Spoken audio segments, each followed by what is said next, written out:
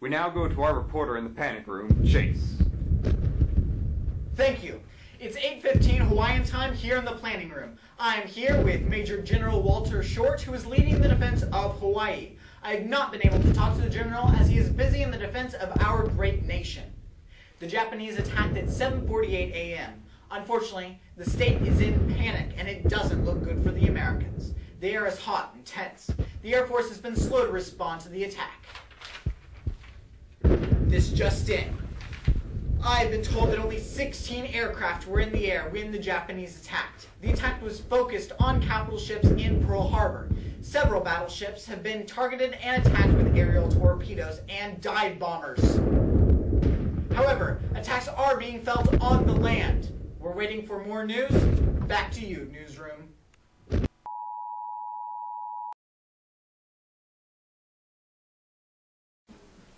How often has little Billy come home from school, armed with that new word that ought not be said? Next thing you know, it's become his favorite word, and you simply don't know what to do. What will the neighbors say? Well, fear no more. Just one bar of Lifebuoy soap, and little Billy will learn his lesson. So remember, folks, a clean body is important, but clean language is more important. Buy Lifebuoy soap today. Now open wide, Billy. But, Dad... Lifebuoy soap. Winston Churchill approves.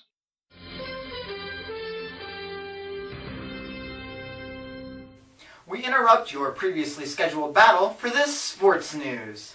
Wimbledon will be cancelled this year as a result of the spectator seats having been bombed, and the fields are currently home to rabbits, pigs, and hens to make food for the war effort.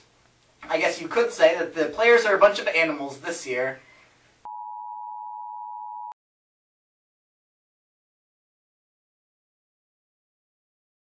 We now go to the scene, where we will interview Pharmacist's mate, second class, Lee Soucy, a sailor who was on the USS Utah. Mr. Soucy, can we have a word? Sure, what do you want? Tell us about your experience in the minutes after the attack. Well, I had just finished breakfast, and I was looking through a porthole when I saw some planes flying, which I thought was odd because it was Sunday. But I said, you know, it must be those Marines, because they're the only ones crazy enough to be flying on a Sunday. And I looked up again just as they were finishing their descent, and I saw them drop bombs, which, you know, I'm not one to question the Air Force, but it seemed odd that they were doing bomb practice inland. But I didn't, not for 1 second did I question that they were enemy planes. And then I saw the smoke and heard the explosions from Ford Island in the hangars. And I still didn't believe that they were enemy planes. It was just too incredible, too amazing. We had no idea. And about that time, I felt the ship lurch the first time. We didn't know it, but we were being bombed from behind the port side of the boat. And you know, I heard the siren for general quarters, and I grabbed my first aid kit and I ran to my battle station amidship. And it's a little fuzzy, but I remember as I was on my way, I felt the ship lurch really massively. It must have been a really huge bomb or a couple of torpedoes, and I lost my first aid kit. I flew over into a doorway and I lost my first aid kit. And I didn't know it, so I just kept running. And I got to my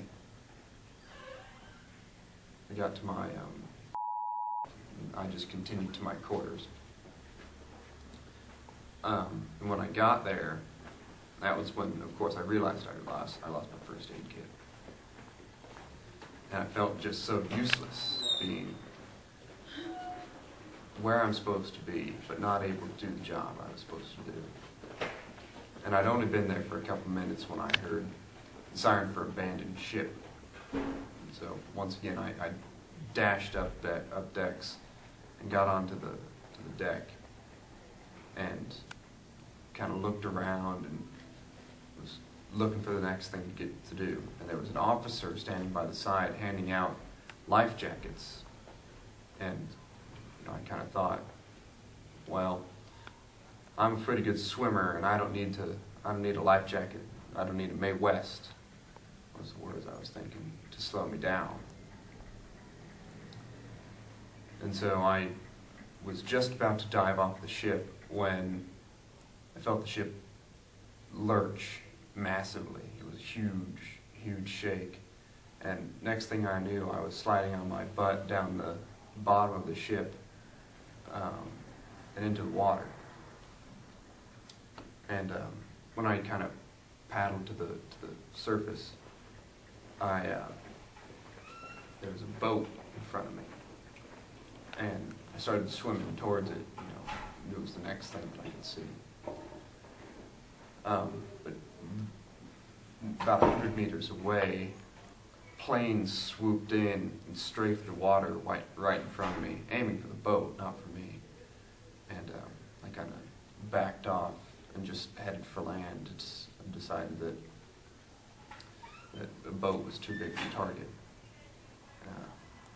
And then he got to land and found a pharmacist's mate, one of my buddies, and just did what I could to help with the attack. Thank you for your service and for your time.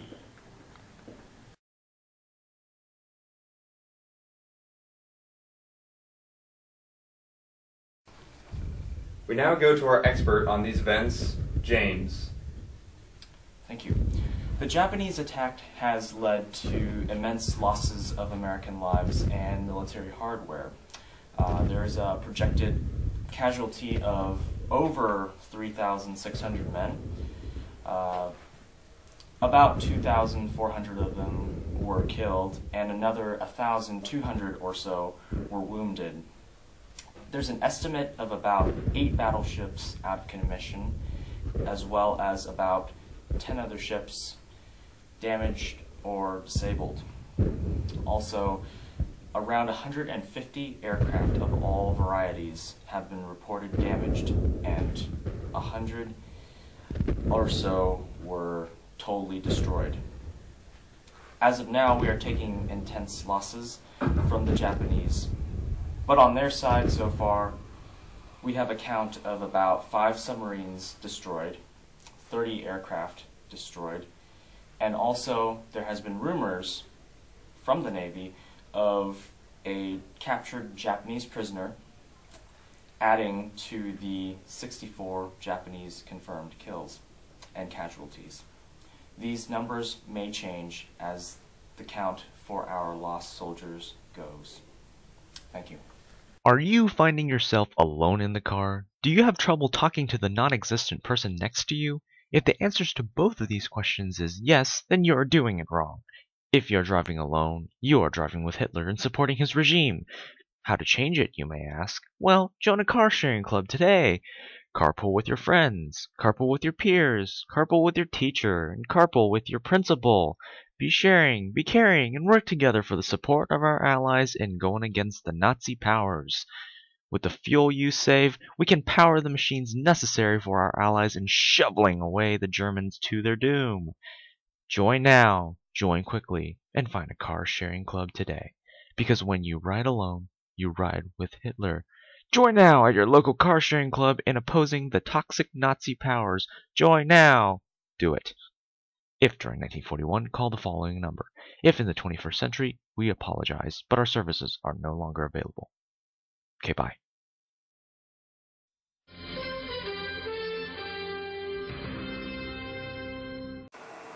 This is 13 News again, and to give the audience a better viewpoint at home of the battle, I moved to the USS West Virginia, hence the battle noises you can hear.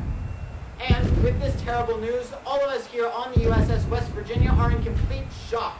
Only time will tell what this means for Americans everywhere. This has been 13 News. Out.